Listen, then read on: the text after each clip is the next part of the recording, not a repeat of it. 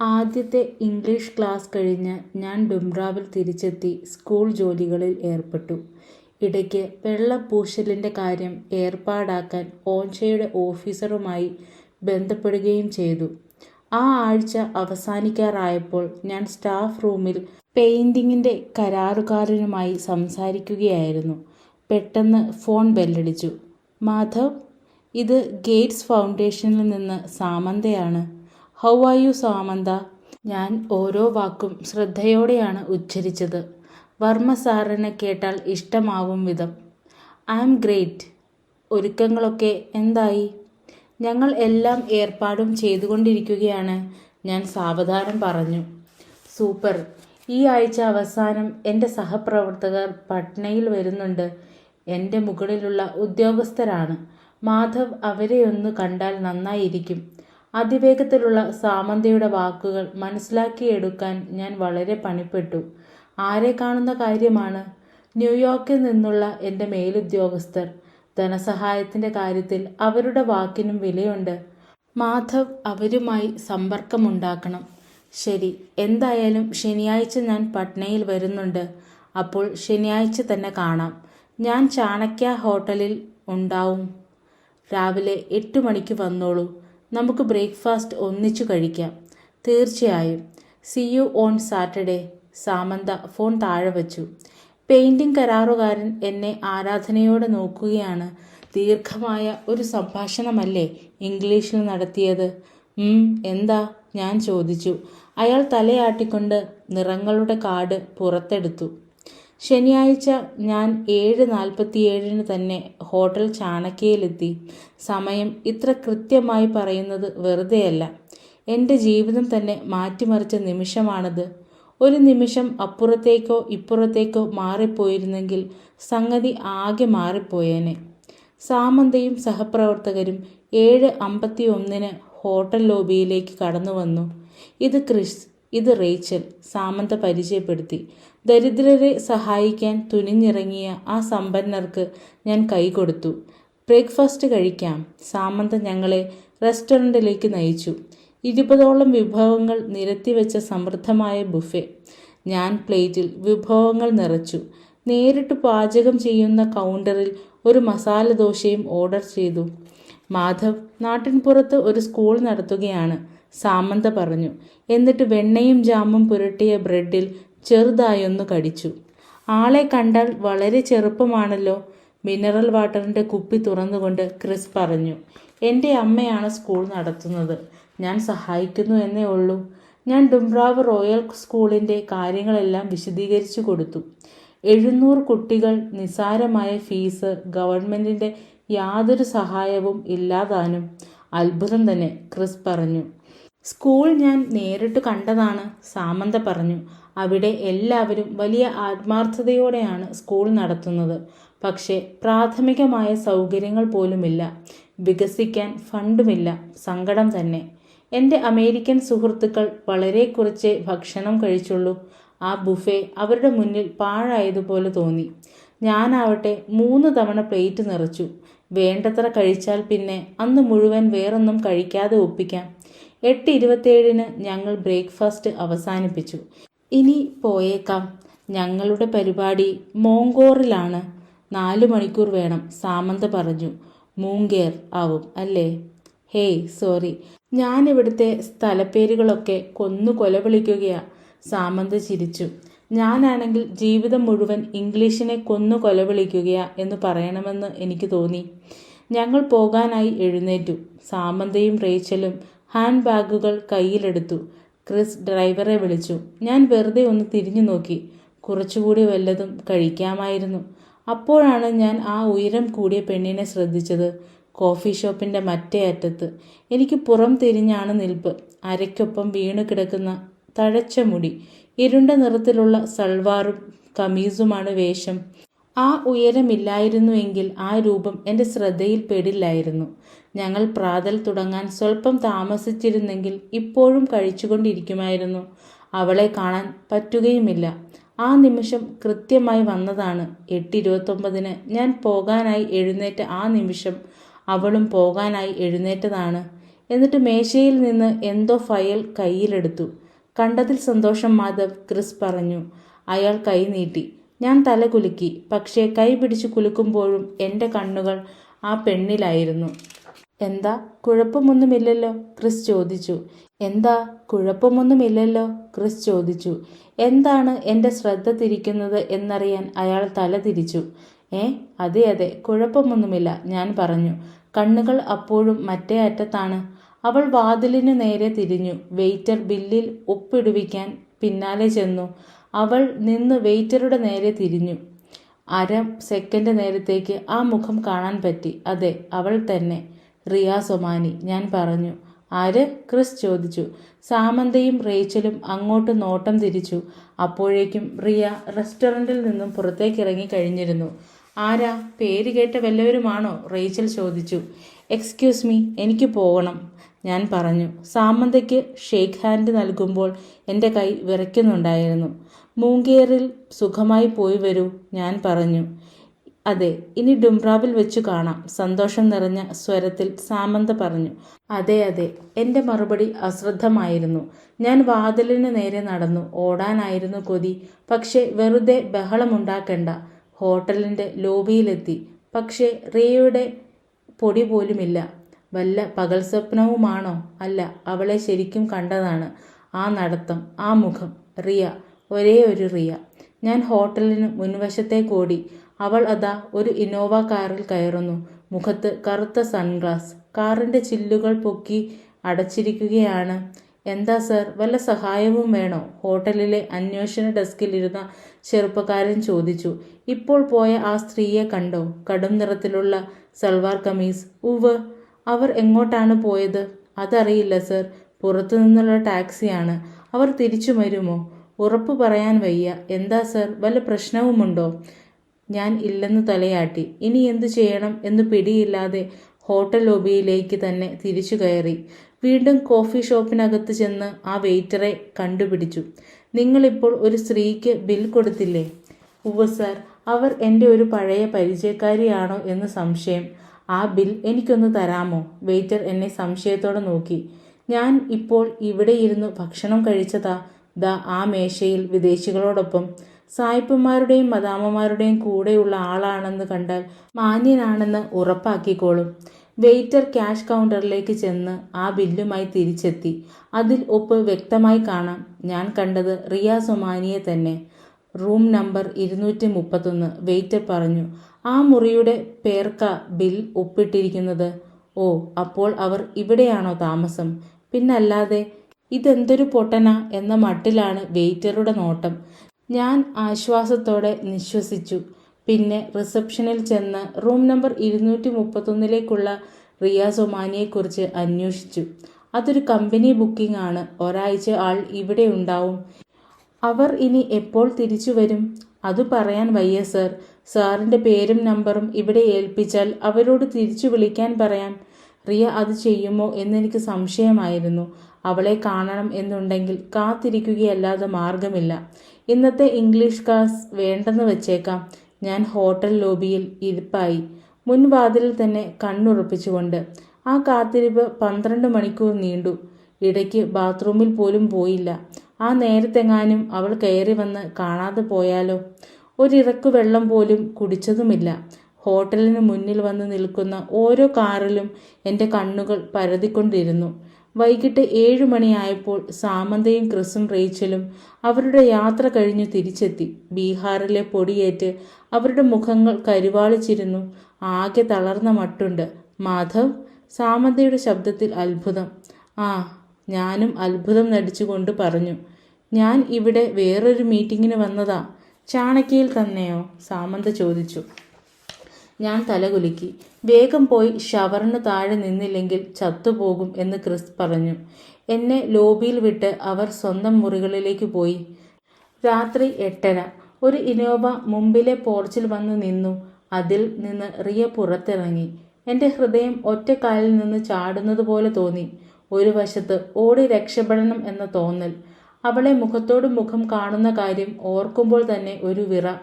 മറ്റൊരു വശമാകട്ടെ 12 മണിക്കൂറായി എന്നെ ഇവിടെ തന്നെ വിടാതെ പിടിച്ചിരുത്തിയിരിക്കുകയായിരുന്നു. അവൾ എന്നെ ശ്രദ്ധിക്കാതെ നേരെ റിസപ്ഷനിലേക്ക് നടന്നു. 231. അവൾ താക്കോലിനായി കൈനീട്ടി. റിസപ്ഷനിസ്റ്റ് മുറിയുടെ താക്കോലെടുക്കാനായി തിരിഞ്ഞു. ഞാൻ റിസപ്ഷനിലേക്ക് ചെന്നു. എക്സ്ക്യൂസ് മീ, എവിടെയാണ് കോഫി ഷോപ്പ്? അവളാണ് എന്നെ ആദ്യം കാണുന്നത് എന്ന തോന്നലുണ്ടാക്കണം എന്നുണ്ടായിരുന്നു. അവൾ വേണം എന്നെ കണ്ടെത്താൻ, അല്ലെങ്കിൽ വീണ്ടും ഓടി അകന്നേക്കും. അതാണ് Riya. Oh my god, Riya പറഞ്ഞു. മാധവ് ഛാ? റിയ സൊമാനി ശരിയല്ലേ? ഞാൻ ചോദിച്ചു. അയ്യടാ, ഇയാൾക്ക് എൻ്റെ പേര് പോലും തപ്പിപ്പിടിക്കണം എന്നായി അല്ലേ മാധവ് ഛാ? റിയ സൊമാനി. എല്ലാ അഭിനയവും കണ്ടിട്ട് ഞാൻ പറഞ്ഞു. കൗണ്ടറിനു മുന്നിലെ സന്തോഷം നിറഞ്ഞ ആ സംഗമം റിസപ്ഷനിസ്റ്റ് അത്ഭുതത്തോടെ കണ്ടു നിന്നു. റിയ തൻ്റെ താക്കോൽ കയ്യിലെടുത്തു. ഞങ്ങൾ റിസപ്ഷനിൽ നിന്ന് നടന്നു മാറി. ഇയാൾ എന്താ ഇവിടെ ചെയ്യുന്നത്? അവൾ ചോദിച്ചു. എനിക്കിപ്പോഴും വിശ്വസിക്കാൻ പറ്റുന്നില്ല. ഞാൻ ബീഹാറുകാരനല്ലേ? ഇത് പട്നയാണ് താനും. ഞാൻ ജനിച്ച നാട് ഇവിടെ അടുത്താണ്. ഇവിടെ എന്തു ചെയ്യുന്നു എന്ന് ഞാൻ തന്നോടാണ് ചോദിക്കേണ്ടത്. ഞാൻ ചെയ്യുന്നത് ജോലി തന്നെ. കമ്പനി അയച്ചിട്ട് വന്നതാണ്. ജോലിയോ? അതെ. എന്താ, എനിക്ക് ജോലി ചെയ്യാനൊന്നും പറ്റില്ല എന്നാണോ വിചാരം? അല്ലല്ല, അങ്ങനെയല്ല. എന്തു ജോലിയാ? താൻ ലണ്ടനിലായിരുന്നില്ലേ? റിയ ലോബിയുടെ ചുറ്റും കണ്ണോടിച്ചു. നമുക്ക് സ്വസ്ഥമായി ഇരുന്ന് സംസാരിക്കാം, അവൾ പറഞ്ഞു. ഇയാൾ ഭക്ഷണം കഴിച്ചോ? ഇല്ല. വിശപ്പായോ? പറ്റുമെങ്കിൽ ആ ലോബിയിൽ വെച്ച് അലങ്കാരപ്പൂക്കൾ പോലും ഭക്ഷിക്കാനുള്ള അവസ്ഥയിലായിരുന്നു അപ്പോൾ ഞാൻ. കുറച്ച്, ഞാൻ പറഞ്ഞു. എന്നാൽ നമുക്ക് കോഫി ഷോപ്പിൽ പോയി ഇരിക്കാം. ശരി, ആദ്യം ഞാനൊന്ന് ടോയ്ലറ്റിൽ പോയി വരട്ടെ. ഞങ്ങൾ കോഫി ഷോപ്പിലേക്ക് പ്രവേശിച്ചു. രാവിലെ കണ്ട വെയിറ്റർ അപ്പോഴും ജോലിക്കുണ്ട്. അയാളുടെ മുഖത്ത് എല്ലാം അറിയുന്ന മട്ടിൽ ഒരു പുഞ്ചിരി. ഞാനും തിരിച്ചു പുഞ്ചിരിച്ചു. സർ, മാഡത്തെ കണ്ടുപിടിച്ചു അല്ലേ? അയാൾ പറഞ്ഞു. മിണ്ടാതിരി കഴുതേ, ഞാൻ മനസ്സിൽ പറഞ്ഞു. എന്താ പറഞ്ഞത്? റിയ ചോദിച്ചു. ഒന്നുമില്ല. അതെ അതെ, ഞാനും മാഡവുമുണ്ട്. 2 പേർക്കുള്ള ഒരു മേശ കാണിക്കൂ. മൂലയ്ക്കുള്ള ഒരു മേശയിൽ ഞങ്ങളിരുന്നു. 3 വർഷത്തിനു ശേഷം ആദ്യമായാണ് ഒന്നിച്ചിരുന്ന് ഭക്ഷണം കഴിക്കുന്നത്. ചിലർ വെറുതെ അടുത്തുണ്ടാവുന്നത് പോലും എത്ര വലിയ മാറ്റമാണ് ഉണ്ടാക്കുക എന്ന് വിവരിക്കാൻ പ്രയാസമാണ്. വെറും സാധാരണ മട്ടിലുള്ള അന്നത്തെ ഡിന്നർ ബുഫേയ്ക്കുള്ള ഓരോന്നും ദിവ്യ വിഭവങ്ങളായി തോന്നി. ഉപ്പ് ചുവയ്ക്കുന്ന ടൊമാറ്റോ സൂപ്പ് അന്ന് വരെ ഞാൻ രുചിച്ചിട്ടുള്ള ഏറ്റവും രസികൻ സൂപ്പായിരുന്നു. മട്ടർ പനീർ വെച്ചത് അവാർഡ് ജേതാവായ ഏതോ ഷെഫ് ആയിരിക്കണം. ജനാലയ്ക്ക് പുറത്ത് മിന്നാമിനുങ്ങുകളെ പോലെ ട്രാഫിക് തിരക്കിലെ ലൈറ്റുകൾ. ഞാൻ മിണ്ടാതിരിപ്പാണ്. എന്തെങ്കിലും അബദ്ധം വായിൽ നിന്ന് വീണ് അവളെങ്ങാനും മുഷിഞ്ഞാലോ, ഓടിപ്പോയാലോ? ഇയാളാകെ നിശബ്ദനായി പോയല്ലോ, റിയ പറഞ്ഞു. അങ്ങനെയൊന്നുമില്ല. ഞാൻ അവളെ ശരിക്കൊന്ന് നോക്കി.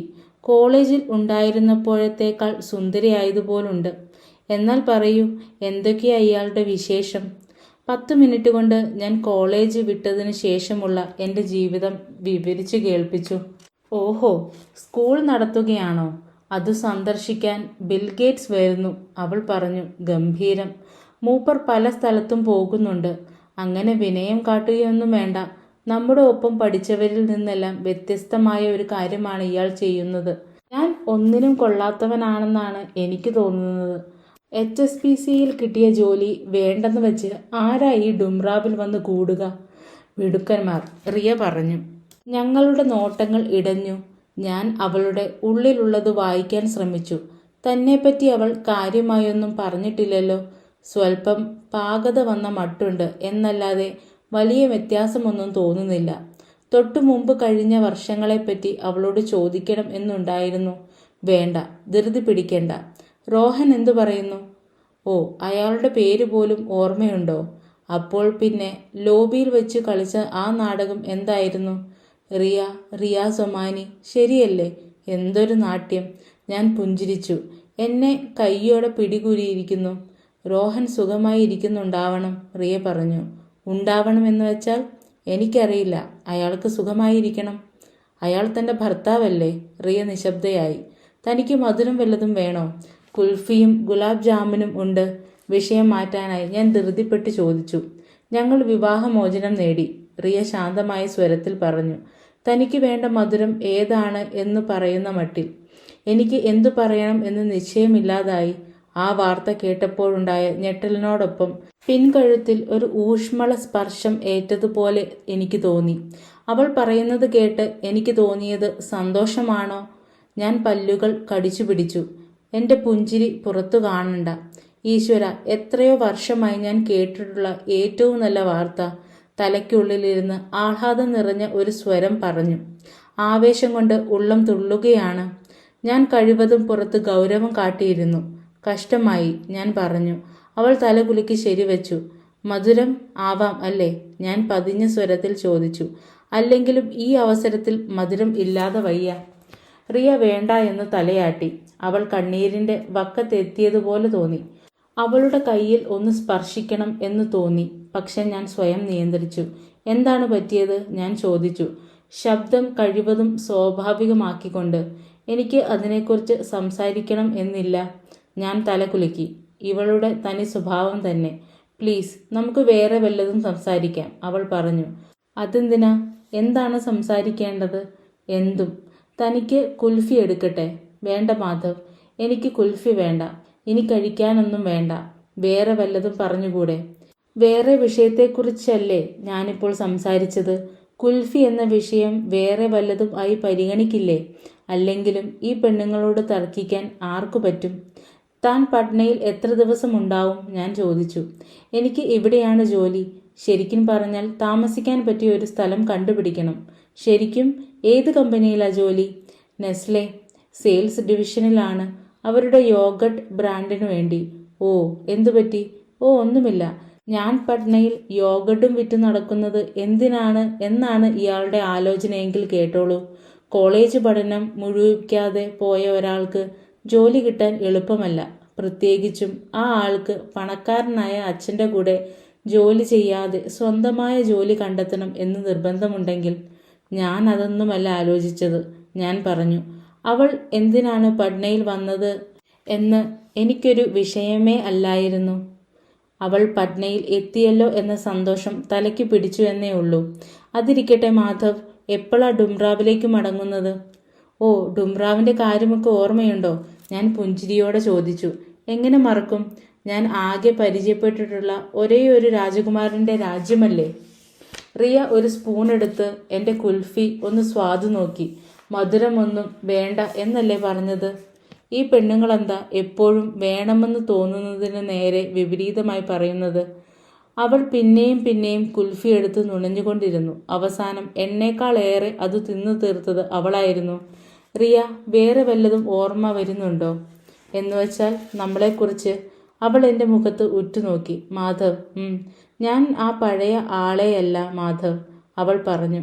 കോളേജിലാവുമ്പോൾ ഒരു പാകതയും വരാത്ത, മറ്റുള്ളവരുടെ കൺവെട്ടത്ത് നിന്ന് മാറാത്ത ഒരു മണ്ടി പെണ്ണായിരുന്നു.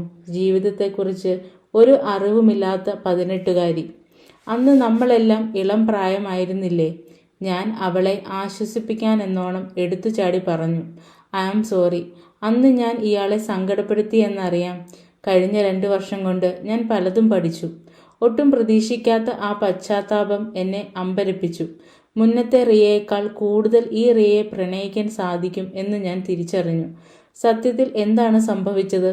അതിനെക്കുറിച്ച് സംസാരിക്കാൻ എനിക്ക് വയ്യ. എന്തായാലും ഇപ്പോൾ വേണ്ട. ഞാൻ ക്ഷമകെട്ട മട്ടിൽ ഒന്ന് ശബ്ദമുണ്ടാക്കി. എന്താ? അവൾ ചോദിച്ചു. ഒന്നുമില്ല, ഇത് തൻ്റെ സ്ഥിരം സ്വഭാവമാണ്, ഈ വായും പൂട്ടിയുള്ള ഇരിപ്പ്. റിയ, എനിക്ക് തന്നെ നന്നായി അറിയാം, കുറേ കാലം മുമ്പാണെങ്കിലും. എന്നെ അറിയാമെങ്കിൽ എന്തിനാണിങ്ങനെ നിർബന്ധിക്കുന്നത്? ആര് നിർബന്ധിച്ചു? എത്രയോ കാലം കഴിഞ്ഞ് കണ്ടതാണ്. അപ്പോൾ വിവരം ചോദിച്ചു എന്ന് മാത്രം. അല്ലെങ്കിലും എനിക്കിപ്പോൾ അതിനൊന്നുള്ള അവകാശമില്ലല്ലോ. അതുകൊണ്ട് സോറി മാഡം. ഞാൻ കുറച്ചു നേരം മിണ്ടാതിരുന്നു. ഇങ്ങനെയൊന്നും പെരുമാറല്ലേ, റിയ പറഞ്ഞു. ഞാൻ അകലേക്ക് നോട്ടം തിരിച്ചു പറഞ്ഞു. ഒരു കല്യാണക്കത്ത് എൻ്റെ കയ്യിലിട്ടിട്ട് താൻ അന്ന് എവിടെയോ പോയി മറഞ്ഞു. 3 വർഷം കഴിഞ്ഞ് ഇപ്പോൾ എൻ്റെ മുന്നിൽ വന്ന് പെട്ടിരിക്കുന്നു. അപ്പോൾ എന്തുണ്ടായി എന്ന് ചോദിക്കരുത് എന്നാണോ? അല്ല, ചോദിക്കണം. അതല്ലേ ഞാൻ ചെയ്തത്. ശരി, ഐ ആം സോറി. കഴിഞ്ഞതിനൊക്കെ ഞാൻ മാപ്പ് പറഞ്ഞു കഴിഞ്ഞല്ലോ. മാധവ്, ദേ എന്നെ നോക്കൂ. ഞാൻ വീണ്ടും അവളുടെ നേരെ നോട്ടം തിരിച്ചു. അത്രയൊക്കെ എനിക്ക് അവളോട് ചുണ്ടി പിടിച്ചിരിക്കാൻ പറ്റൂ. പ്രിയ പുഞ്ചിരിച്ചു. ഞാൻ മുഖം കടുപ്പിച്ചു തന്നെയിരുന്നു. നമുക്ക് വീണ്ടും ഫ്രണ്ട്സ് ആയിക്കൂടെ? റിയ ചോദിച്ചു. ഇവൾ ഇങ്ങനെ പറയുന്നത് കേൾക്കുന്നതേ എനിക്ക് ദേഷ്യമാണ്. എന്താണ് ഇതിനർത്ഥം? ഇതൊരു ക്ഷണമാണോ അതോ ഒരു ആശ്വാസ സമ്മാനമോ? സമാധാന സന്ധിയാണോ? ഞാൻ ഒന്നും മിണ്ടാതിരുന്നു. ഞാൻ ഇപ്പോൾ പട്നയിലാണ് താമസം. ഇയാളാണെങ്കിൽ ഇവിടെ ഇടയ്ക്കിടയ്ക്ക് വരാറുമുണ്ട്. അപ്പോൾ പിന്നെ നമുക്ക് കൂട്ടുകാർ ആവാവുന്നതേ ഉള്ളൂ. എന്താ, താല്പര്യമുണ്ടോ? ഇതാണ് എന്നെ ദേഷ്യം പിടിപ്പിക്കുന്ന വേറൊരു കാര്യം. എപ്പോൾ കൂട്ടുകാരാവണം അല്ലാതാവണം എന്നൊക്കെയുള്ള തീരുമാനങ്ങൾ എപ്പോഴും ഞാൻ അവൾക്ക് വിട്ടുകൊടുക്കും. അവളുടെ തീരുമാനത്തിന് എതിരു നിൽക്കാൻ എനിക്ക് ശേഷിയില്ല. ഉവ്, എനിക്കിഷ്ടമാണ്, ഞാൻ പറഞ്ഞു. ഗ്രേറ്റ്, നമ്മൾ നല്ല കൂട്ടുകാരായിരിക്കുന്നത് എനിക്കും ഇഷ്ടമാണ്, റിയ പറഞ്ഞു. എന്നാൽ ഒരു വ്യവസ്ഥയുണ്ട്. ഞാനൊന്ന് കണ്ണുമിഴിച്ചു. ഈ പെണ്ണിന്റെ പക്കൽ എപ്പോഴും ഒരു കുനിഷ്ടുണ്ടാവും. എന്താണ് ഇപ്പോഴത്തെ പാര? വല്ലാത്ത പ്രതീക്ഷയൊന്നും പാടില്ല എന്നാണോ? പറയൂ, ഞാൻ പറഞ്ഞു. ഒരേ കാര്യം എന്നോട് 2 തവണ ചോദിക്കരുത്. എന്ത്? എന്നോട് ചോദ്യങ്ങൾ ചോദിച്ചോളൂ. എനിക്ക് പറ്റുമെന്ന് തോന്നുമ്പോൾ ആവുന്ന വിധത്തിൽ ഞാൻ മറുപടി പറയാം. പക്ഷേ ഞാൻ മിണ്ടാതിരിക്കുകയാണെങ്കിൽ പിന്നെയും ചോദിക്കരുത്. ഓഹോ, അതെ, അപ്പോൾ നിർബന്ധം പിടിക്കുന്നത് പോലെ തോന്നും. ശരി, ഞാൻ നിർബന്ധം പിടിക്കില്ല. ഇയാൾ പട്നയിൽ വരുമ്പോഴെല്ലാം നമുക്ക് കണ്ടുമുട്ടാം. എന്നെ ഈ പട്ടണമൊക്കെ ഒന്ന് ചുറ്റിക്കാണിക്കുകയും ചെയ്തുകൂടെ? ഇന്നും നാളെയും ഞാൻ ഇവിടെയുണ്ട്. നാളെ ഞായർ, എനിക്കൊഴിവാണ്. പക്ഷേ ചില ഫ്ലാറ്റുകൾ പോയി നോക്കാനുണ്ട്. പറ്റിയ ഫ്ലാറ്റ് കണ്ടുപിടിക്കാൻ ഞാനും കൂടെ വന്നാലോ? ഞാൻ ചോദിച്ചു. റിയ മിണ്ടാതിരുന്നു. ഞാൻ അമിത സ്വാതന്ത്ര്യമെടുക്കാൻ ധൃതി കാട്ടിയോ? സാരമില്ല, നമുക്ക് മറ്റു വല്ലപ്പോഴും കാണാം, ഞാൻ പെട്ടെന്ന് പറഞ്ഞു. അല്ല, എൻ്റെ കൂടെ വരൂ. ഇയാൾ പറഞ്ഞത് ശരിയാ. ഒറ്റയ്ക്ക് പോയാൽ അവർ വലിയ വാടക പറഞ്ഞ് എന്നെ പറ്റിക്കും. അല്ല, ഒരേ കാര്യം 2 തവണ ചോദിക്കേണ്ട എന്ന് കരുതി. ഞാൻ പറയുന്നത് കേട്ട് അവൾ ചിരിച്ചു. വീട് ബ്രോക്കറോട് ഏതു സമയം പറഞ്ഞുറപ്പിക്കണം? രാവിലെ എനിക്കൊരു ക്ലാസ്സിന് പോകണം, 11 മണി വരെ. അത് കഴിഞ്ഞാൽ 4:30 വരെ ഞാൻ ഫ്രീ. ക്ലാസ്സോ? റിയ ചോദിച്ചു. അതിനെക്കുറിച്ച് ഇപ്പോൾ സംസാരിക്കാൻ തോന്നുന്നില്ല. അവൾ പുരികമുയർത്തി. ഓഹോ, ഒരേ ചോദ്യം 2 തവണ ചോദിക്കരുത്. ഈ നിയമം 2 പേർക്കും ബാധകമാണ്. വീണ്ടും അവളുടെ ചിരി എൻ്റെ കാതിലെത്തി. ലോകത്തിലെ ഏറ്റവും മധുരമായ ശബ്ദം. നല്ല രസമുള്ള സ്ഥലം, എനിക്കിഷ്ടമായി, റിയ പറഞ്ഞു. കണ്ടില്ലേ ഉഗ്രൻ ബാൽക്കണി? ഒന്ന് നിർത്തുന്നുണ്ടോ? ഞാൻ ഇടയ്ക്കു കയറി. ഇങ്ങനെ പുകഴ്ത്തി പറഞ്ഞാൽ അയാൾ വാടക കൂട്ടി പറയും. ഇന്ദിരാനഗറിലെ ഡാക്ക് ബംഗ്ലാവ് റോഡിനടുത്തുള്ള ഒരു അപ്പാർട്ട്മെന്റ് കെട്ടിടത്തിലായിരുന്നു ഞങ്ങൾ. ബഹളം നിറഞ്ഞ പട്ന നഗരത്തിലെ അന്തസ്സു കൂടിയ ശാന്തമായ ഒരു ഭാഗം. പല ഫ്ലാറ്റുകളും ഞങ്ങൾ ചെന്നു കണ്ടിരുന്നു. കൊട്ടാരം പോലുള്ള റിയയുടെ പഴയ വീട്ടിൽ വേലക്കാർ താമസിച്ചിരുന്ന ഭാഗത്തേക്കാൾ കഷ്ടമായിരുന്നു എല്ലാം. ഒടുവിലാണ് പറ്റിയ ഒരു സ്ഥലത്ത് വന്നു ചാടിയത്. ബ്രിട്ടീഷുകാരുടെ കാലത്തുള്ള ഒരു അപ്പാർട്ട്മെന്റ് കെട്ടിടം. മുറികളുടെ മേൽത്തട്ട് 12 അടി ഉയരത്തിലാണ്. പഴയ മട്ടിലുള്ള തേക്ക് കൊണ്ടുള്ള ജനാലകളും വാതിലുകളും, 2 കിടപ്പുമുറികളും, ധാരാളം സൂര്യപ്രകാശം കിട്ടുന്ന ബാൽക്കണികളും. പല പാർക്കിലേക്കാണ് അവിടെ നിന്നുള്ള കാഴ്ച. നല്ല വലിപ്പവും സാധനങ്ങൾ എടുത്തു വയ്ക്കാൻ സൗകര്യവുമുള്ള അടുക്കള. ഈ സ്ഥലം റിയയ്ക്ക് ഇഷ്ടമാവും എന്നെനിക്ക് ഉറപ്പായിരുന്നു. റിയ ഒരു കള്ള ഗൗരവം നടിച്ച് ചുണ്ടിൽ വിരൽ വെച്ചു. 20,000, ബ്രോക്കർ പറഞ്ഞു. ഞങ്ങളുടെ താല്പര്യം അയാൾക്ക് മനസ്സിലായ മട്ടുണ്ട്. ഇത്ര വലിയ തുകയോ? താനെന്താ ഭാങ്ക് അടിച്ചിട്ടുണ്ടോ? ഞാൻ ചോദിച്ചു. പട്നയിലെ ഏറ്റവും സുരക്ഷിതമായ സ്ഥലമാണിത്. മാഡം തനിച്ചല്ലേ താമസിക്കാൻ പോകുന്നത്? പോരെങ്കിൽ കണ്ടില്ലേ ബാൽക്കണിയൊക്കെ, ബ്രോക്കർ പറഞ്ഞു. സത്യം, നല്ല സ്ഥലമാ, റിയ മനോരാജ്യം കാണുന്ന മട്ടിൽ പറഞ്ഞു. ഞാൻ അവളെ തുറിച്ചു നോക്കി. അയ്യോ എന്ന മട്ടിൽ അവൾ വായ് പൊത്തി. 15, ഞാൻ പറഞ്ഞു. വെള്ളക്കാരുടെ ഫ്ലാറ്റാണ് സർ. വിദേശികൾക്കൊക്കെ ഇത്തരം പഴയ സ്ഥലങ്ങളോടാണ് പ്രിയം. ഇന്നു തന്നെ കുറച്ചു കഴിഞ്ഞാൽ ഞാൻ ഒരു സായിപ്പിനെയും ഭാര്യയെയും ഇത് കാണിക്കാൻ കൊണ്ടുവരുന്നുണ്ട്, ബ്രോക്കർ പറഞ്ഞു. ശരി ശരി, ഞങ്ങൾ തന്നെ ഇതെടുത്തോളാം. 20 എങ്കിൽ 20, റിയ. ഇനി എന്തു പറയാൻ എന്ന മട്ടിൽ ഞാൻ ചുമൽ കുലുക്കി. റിയ പുഞ്ചിരിച്ചു. ഈ പണക്കാരി പെൺപിള്ളേരുടെ വിചാരം ഡുംറാവിലെ പാടത്തെ നെല്ലുപോലെ മുളപ്പിച്ചെടുക്കാവുന്നതാണ് പണം എന്നാണ്. മനോഹരം. റിയ മൊബൈൽ ഫോൺ പുറത്തെടുത്ത് പടങ്ങൾ എടുക്കാൻ തുടങ്ങി. ഗാന്ധി മൈതാനത്തിന് എതിരെയുള്ള ഗോൾഘറിൽ വന്നതായിരുന്നു ഞങ്ങൾ. നക്ഷത്ര ബംഗ്ലാവ് പോലെ തോന്നിപ്പിക്കുന്ന ഭീകരമായ ഒരു ഉരുണ്ട താഴികക്കുടം. 1784 ബ്രിട്ടീഷുകാർ ക്ഷാമകാലത്തേക്കായി ധാന്യം സൂക്ഷിക്കാൻ വേണ്ടി നിർമ്മിച്ചതാണ്. 2 പേർക്കും അകത്തു കടക്കാനുള്ള 2 രൂപയുടെ ടിക്കറ്റ് ഞാൻ വാങ്ങി. താൻ ഒന്നുകൂടി പിശകേണ്ടതായിരുന്നു. അയാൾ 18,000-ന് സമ്മതിച്ചേനെ. ഞാൻ പറഞ്ഞു. ആ സ്ഥലം വിട്ടുകൊടുക്കാൻ വയ്യായിരുന്നു. ഞാൻ അവിടെ താമസിക്കാൻ പോവുകയാ. എനിക്കത് അത്രയ്ക്കങ്ങ് പിടിച്ചു. റിയ ഒരു ഫലകത്തിന്റെ പടമെടുത്തു.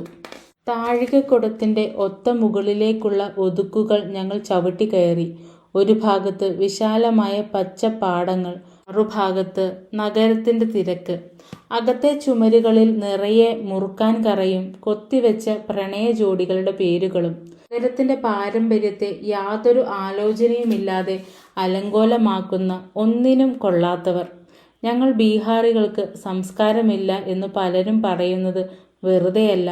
ആ പേരുദോഷം നേടിയെടുക്കാൻ വേണ്ടി എൻ്റെ കൂട്ടുകാരായ ചിലർ ശരിക്കും മെനക്കെടുന്നുണ്ട്. ഈ സ്ഥലം ഒന്ന് വൃത്തിയാക്കിയെടുത്താൽ ഗംഭീരമായിരിക്കും, റിയ പറഞ്ഞു. ശരിയാണ്, പക്ഷേ അധികാരികൾക്ക് ഇതിനൊന്നും ശ്രദ്ധയില്ല. അധികാരികളുടെ മാത്രം കാര്യമല്ല, ആളുകൾ ശ്രദ്ധ വച്ചിരുന്നെങ്കിൽ അധികാരികൾക്കും ശ്രദ്ധയുണ്ടാവും. ഞാൻ തലകുലുക്കി ശരിവെച്ചു. ഗോവണിപ്പടികളിലും നിലത്തുമെല്ലാം സിഗരറ്റ് കുറ്റികളും കപ്പലണ്ടി തൊലികളും ചിതറിക്കിടക്കുകയാണ്. ഐമാക്സ് തിയേറ്ററിന് പറ്റിയ സ്ഥലം, റിയ പറഞ്ഞു. അതെന്താ? ലണ്ടനിലെ ഐമാക്സ് തിയേറ്ററുകളെപ്പറ്റി റിയ പറഞ്ഞു തന്നു. സാധാരണയുള്ളതിൻ്റെ 4 ഇരട്ടി വലിപ്പമുള്ള സ്ക്രീനുകളാണ് അവിടെ. ഞാൻ പുറത്ത് തൂക്കിയിട്ട ഭാരമുള്ള ബാഗ് ഒന്ന് ശരിയാക്കി. പുസ്തകങ്ങളാണോ? റിയ ചോദിച്ചു. ഞാൻ തലകുലുക്കി. മഞ്ഞയും വെള്ളയും കലർന്ന അവളുടെ ദുപ്പട്ട ഇളം കാറ്റിൽ ചിറകടിച്ചു. ഞാൻ എന്ത് ക്ലാസ്സിനാണ് പോകുന്നത് എന്ന് അറിയണോ? ഒരേ കാര്യം 2 തവണ ചോദിക്കാൻ പാടില്ലല്ലോ, റിയ പുഞ്ചിരിച്ചു. ഇംഗ്ലീഷ് ക്ലാസ് ആണ്, സ്പോക്കൺ ഇംഗ്ലീഷ്. ഓ, ഇയാൾക്ക് ശരിക്കും അതിൻ്റെ ആവശ്യമുണ്ടോ? ഉവ്, കാര്യം വളരെ അത്യാവശ്യമാണ്. ഞങ്ങൾ ഗോൾഖറിൻ്റെ പടവുകൾ ഇറങ്ങി. 6 ആഴ്ച കഴിഞ്ഞാൽ ഗേറ്റ്സ് ഫൗണ്ടേഷന്റെ ആളുകൾ വരുന്ന കാര്യവും ഇംഗ്ലീഷിൽ പ്രസംഗിക്കാൻ വേണ്ടി വരുന്നതിനെക്കുറിച്ചും ഞാൻ പറഞ്ഞു കേൾപ്പിച്ചു. പ്രസംഗമില്ലെങ്കിൽ പണവുമില്ല അല്ലേ? റിയ ചോദിച്ചു. തലകുലുക്കി ശരിവെച്ചുകൊണ്ട് ഞാൻ ഒരു ഓട്ടോ വിളിച്ചു നിർത്തി. എന്നിട്ട് ഓട്ടോക്കാരനോട് പറഞ്ഞു, മൗര്യ കോംപ്ലക്സ്. ചാരനിറത്തിൽ പെട്ടി പോലുള്ള ഒരു കെട്ടിടമാണ് മൗര്യ കോംപ്ലക്സ്. താഴത്തെ നിലയിൽ കടകളും മുകളിൽ ഓഫീസുകളും. കെട്ടിടം കണ്ടാൽ വിശേഷിച്ചൊന്നും തോന്നുന്നില്ലെങ്കിലും പട്നയിലെ ഏറ്റവും പേരുകേട്ട തട്ടുകടകൾ അതിൻ്റെ വളപ്പിലാണ്. ലിട്ടി ചോക്ക സ്വാദ് നോക്കിയിട്ടുണ്ടോ? ഞാൻ ചോദിച്ചു. അതെന്താണ്? ചുട്ടുപഴുത്ത കരിയിൽ ചൂടുള്ള ലിട്ടികൾ ചുട്ടെടുക്കുന്ന ഒരു കട. ഞാൻ കാണിച്ചു കൊടുത്തു. പാചകക്കാരൻ ഒരു ഉരുള മാവെടുത്ത് അതിൽ മസാല ചേർത്ത കടലപ്പൊടി നിറച്ചു. പിന്നെ അത് വിരൽ കൊണ്ട് പരത്തി കനലിൽ വെച്ച് ചുട്ടെടുത്തു. പാകമായപ്പോൾ അയാൾ ലിട്ടി നാടൻ നെയ്യിൽ മുക്കി. എന്നിട്ട് സാലഡും ചട്നിക്കും ചോക്കയ്ക്കുമൊപ്പം വെച്ച് ഞങ്ങൾക്ക് നീട്ടി. എന്താണ് ഈ ചോക്ക? റിയ ചോദിച്ചു. തക്കാളിയും വഴുതനങ്ങയും ഉരുളക്കിഴങ്ങും വേവിച്ചെടുത്ത് പച്ചമുളകും ഉപ്പും മറ്റു മസാലകളും ചേർത്ത് ചോക്കയുണ്ടാക്കുന്ന വിധം കടക്കാരൻ വിവരിച്ചു. റിയ ഒന്ന് സ്വാദ് നോക്കി. ഹൗ, വിശ്വസിക്കാൻ പറ്റുന്നില്ല. അവളുടെ മുഖഭാവം കണ്ട് തട്ടുകടക്കാരൻ്റെ നെഞ്ച് അഭിമാനം കൊണ്ട് വിടർന്നു. എന്താ, ഇഷ്ടമായോ? ഉത്തരം എന്താണെന്ന് ഉറപ്പായതുകൊണ്ട് ഞാൻ ചിരിച്ചു. എന്താ ഇതൊന്നും ഡൽഹിയിൽ കിട്ടാത്തത്? ഇല്ലെങ്കിൽ ഇന്ത്യയിൽ മുഴുവൻ, ലോകം മുഴുവൻ. ബീഹാറിലെ സാധനങ്ങളൊന്നും അത്ര കേമമല്ല എന്നാണ് ധാരണ. അതെന്താ? നിറഞ്ഞ വായോടെ അവൾ ചോദിച്ചു. ഇതൊരു ദരിദ്രമായ സംസ്ഥാനമല്ലേ? ഞങ്ങളുടെ സാധനങ്ങളൊന്നും ആർക്കും വേണ്ട, ഞങ്ങളെയും. എന്തായാലും ഇപ്പോഴത്തെ അവസ്ഥ അതാണ്. ഇന്നു മുതൽ എന്നും ഞാൻ ഇത് തിന്നാൻ പോവുകയാ. ഞങ്ങൾ അത് കഴിച്ചു തീർത്തു. കൈ തുടയ്ക്കുവാനുള്ള ടിഷ്യൂ പേപ്പർ ഞാൻ അവൾക്ക് നേരെ നീട്ടി. എൻ്റെ അമ്മ ഇതിലും നല്ല ലിട്ടി ചോക്ക ഉണ്ടാക്കും, ഞാൻ പറഞ്ഞു. ഓ, ഇത് വീട്ടിലും ഉണ്ടാക്കുമോ? എപ്പോഴും ഉണ്ടാക്കും. ഒരു ദിവസം താൻ വരൂ. റിയ പെട്ടെന്ന് മിണ്ടാതായി. അവളുടെ ശങ്ക ഞാൻ ഊഹിച്ചെടുത്തു. ഞങ്ങൾ മൗര്യ കോംപ്ലക്സിൽ നിന്ന് പുറത്തു കടന്നു. താൻ വരണം എന്ന് നിർബന്ധമില്ല. വീട്ടിലുണ്ടാക്കിയ ലിട്ടി ചോക്ക ഞാൻ കൊണ്ടുവന്നു തരാം, ഞാൻ പറഞ്ഞു. അത് വേണ്ട, എനിക്ക് ഡുംറാവ് കാണണമെന്നുണ്ട്. ഇയാളുടെ അമ്മയെയും കാണണം. അവരെപ്പറ്റി ധാരാളം കേട്ടിട്ടുണ്ടല്ലോ. മൗര്യ കോംപ്ലക്സിന് പുറത്തുനിന്ന് ഞങ്ങൾ ഒരു ഓട്ടോയിൽ കയറി. ആദ്യം മാഡത്തെ ചാണക്യ ഹോട്ടലിൽ ഇറക്കണം. പിന്നെ ബോറിംഗ് റോഡ്. അയ്യോ ബോറിങ്ങോ? റിയ പൊട്ടിച്ചിരിച്ചു. എന്താ? ആ, എൻ്റെ ക്ലാസ് ബോറിംഗ് റോഡിലാണ്, ഞാൻ പറഞ്ഞു. സ്ഥലത്തിന് പേര് കേട്ടാൽ അറിയാം ക്ലാസിൻ്റെ ഗുണം. ഞാൻ ചിരിച്ചു. അത്ര മോശമൊന്നുമല്ല. ഇത്രയും കുറച്ച് ദിവസങ്ങൾക്കുള്ളിൽ ഇംഗ്ലീഷ് ശരിപ്പെടുത്തിയെടുക്കുവാൻ ബുദ്ധിമുട്ടാണ് എന്നതാണ് പ്രശ്നം. ഇവിടെ പ്രശ്നം എന്താണെന്ന് വെച്ചാൽ ഒരേ സമയത്ത് 3 കാര്യങ്ങളിൽ ശ്രദ്ധ വയ്ക്കണം. ഇംഗ്ലീഷ്, സ്റ്റേജിൽ കയറിയുള്ള പ്രസംഗം, പിന്നെ ഏറ്റവും പ്രധാനമായി പ്രസംഗത്തിൽ പറയുന്ന കാര്യവും, റിയ പറഞ്ഞു. ഞാൻ അവളുടെ മുഖത്ത് നോക്കി. എത്ര കൃത്യമായാണ് അവൾ പ്രശ്നത്തിന് ആണിയടിച്ചിറക്കിയത്. ഓട്ടോ വാഹന തിരക്കിലൂടെ മുന്നോട്ട് നീങ്ങി. എന്താണാവോ പട്നയിൽ എല്ലാവരും ഇങ്ങനെ ഉച്ചത്തിൽ ഹോണടിക്കാൻ പ്രിയം? കുറച്ചു നേരം ഞങ്ങൾ ഒന്നും മിണ്ടാതിരുന്നു. മാധവ്, റിയ പറഞ്ഞു. എന്താ? അല്ലെങ്കിൽ വേണ്ട, ഒന്നുമില്ല. പറയൂ റിയ, എന്താണ് കാര്യം? ഇംഗ്ലീഷിന്റെ കാര്യത്തിൽ ഞാൻ ഇയാളെ സഹായിച്ചാലോ? ഞാൻ പെട്ടെന്ന് മറുപടി പറഞ്ഞു. ഐ ആം സോറി, സാരമില്ല. ഞാൻ 2 തവണ ചോദിക്കില്ല. ഓട്ടോ ചാണക്യ ഹോട്ടലിലെത്തി. ഇറങ്ങുമ്പോൾ റിയ ഒരു സെക്കൻഡ് നേരത്തേക്ക് എൻ്റെ കയ്യിൽ പിടിച്ചു. ഐ ആം സോറി, എൻ്റെ ഇംഗ്ലീഷ് ഇയാളുടേതിനേക്കാൾ കേമമാണ് എന്നൊന്നും ഞാൻ ഉദ്ദേശിച്ചില്ല. നമുക്ക് എപ്പോൾ തുടങ്ങാൻ പറ്റും? ഞാൻ ചോദിച്ചു.